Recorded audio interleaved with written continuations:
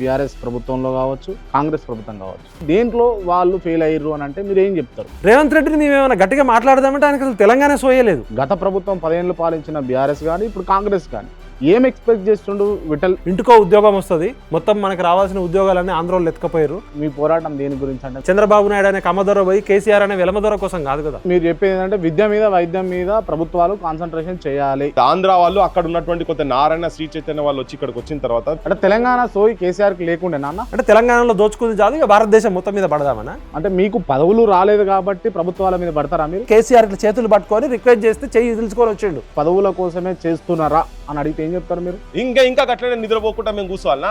సంగంరెడ్డి పృథ్వీరాజును రేపు కాంగ్రెస్ ప్రభుత్వం పిలిపించి ఏదన్నా మంచి హోదా కల్పిస్తే తీసుకుంటారా, తీసుకోరా? కోదండరామ్ కన్నా సోయి ఉండాలి కదా. ఎమ్మెల్సీ హ్యాపీయా? ఉద్యమకారుల సంగతి ఏంటిది? ప్రభుత్వాలు ఏం తప్పులు చేస్తున్నాయి, ఎందుకు మీరు ప్రభుత్వాల మీద పడుతున్నారు అని అంటే 1200 మంది త్యాగాలతో వచ్చిన రక్తపు కూడు తింటున్నాం అనే సోయి పాలకులకు లేదు. అంటే మీరే కదా బీఆర్ఎస్ ప్రభుత్వం పోవాలి, కాంగ్రెస్ రావాలని చెప్పేసి కేసీఆర్ని మేము ఎందుకు గట్టిగా విమర్శించేటోళ్ళం అంటే